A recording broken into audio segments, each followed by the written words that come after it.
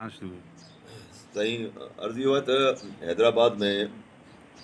नवाब मोहम्मद ख़ान ठोड़ो जेको असांजे जद अमजद ऐं असांजो वॾो हो, असां उन्हनि जे पोयां आहियूं। उन जे नाले सां हैदराबाद में टंडो ठोड़ो आहे। इहो मीरन साहिबनि जी जेका चोयारी पहिरीं हुई,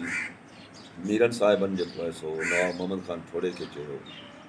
त साईं इहो मिर्ज़ा साहिब मिर्ज़ा कलीज बेग जो जेको ख़ानदान, मिर्ज़ा कलीज बेग हुन में हयाती हुआ, मिर्ज़ा कलीज बेग खे इहो टुकड़ो ॾियो तव्हां राइश पोइ साईं जन जेको आहे सो नवाब मोहम्मद ख़ान ठोड़ो मीरन साहिबनि खे लबेक चयो, चई हा बिल्कुलु ॾियण जे लाइ तयारु आहियां, भले मिर्ज़ा साहिबनि खे उन ख़ानदान खे ॾियारियो।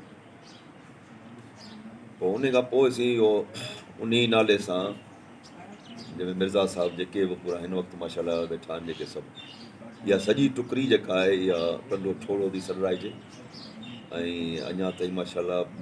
पूरी सिंध में मशहूरु आहे टंडो ठोड़ो हैदराबाद जे हवाले खां। इहो आहे नवाब मोहम्मद ख़ान ठोड़ो, नालो आहे मुंहिंजो मोहम्मद ख़ान, नवाब मोहम्मद ख़ान, नवाब मोहम्मद ख़ान ठोड़ो उन जे नाले सां टंडो ठोड़ो मशहूरु आहे। ऐं उहो असांजो पंहिंजो ॾाढो उन जी जेका आख़िरी आराम गाह आहे जेका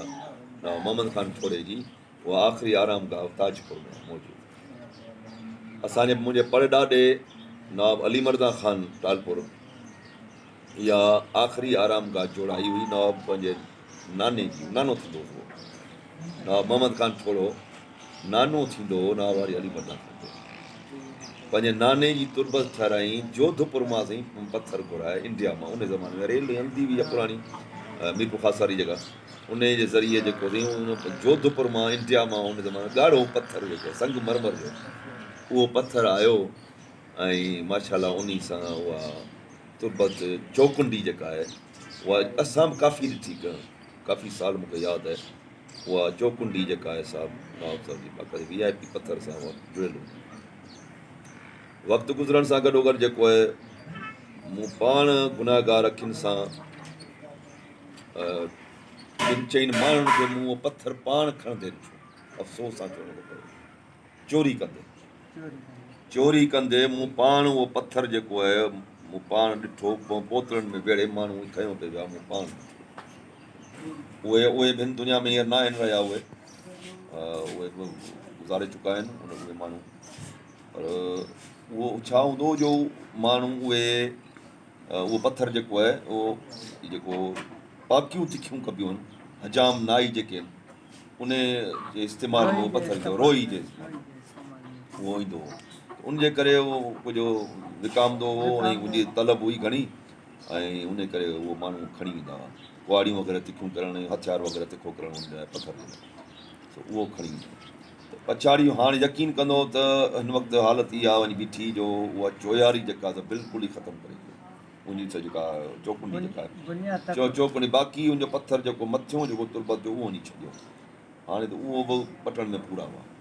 उहो काफ़ी टुकड़ा टुकड़ा हिसा साईं वरनि ॾिठो आहे, बाक़ाइदो छोकिरो वेठो आहे असांजो उनखे ख़बर सघी त पोइ जो रुझान पैदा थियो, ॿियूं तुरबतूं काफ़ी दॿिजी चुकियूं। इहो सही अर्ज़ु करे वञा तव्हांखे ॿुधाए वञा तारीख़ी हवाले खां त इहो नवाब मोहम्मद ख़ान ठोड़े जेके मिर्ज़ा साहिबनि वेठा आहिनि इहो वॾनि असांखे ॿुधायो ऐं बाक़ाइदा किताबनि में बि लिखियलु आहे, मूंखे यादि पियो अचे मिर्ज़ा कलीज बेग पाण बि लिखियो आहे उन पंहिंजे किताबनि में, त इहो नवाब मोहम्मद ख़ान ठोड़े जो इहो शिकार गाह हो, इहो शिकार गाह हो जेको हिते घाटी शुरू थींदो हो इहो वेंदे मियाणी फॉरेस्ट ताईं, मियाणी फॉरेस्ट ताईं जंहिंमें इहो मिरणाणियुनि जो ॻोठु ऐं ॿिया बि जेको फाटक जेको साईं इहो कहिड़ो ॻोठु जेको थींदो इहो मिरणाणियुनि खां पोइ जेको आहे जेको नालो चङो ख़ासि मूंखे विसरे थो, हिते तव्हांखे अची वेंदो यादि, इहो जेको पूरी जी पूरी पट्टी जेका बेल्ट जेको सॼो इहो शिकार गाह हो नवाब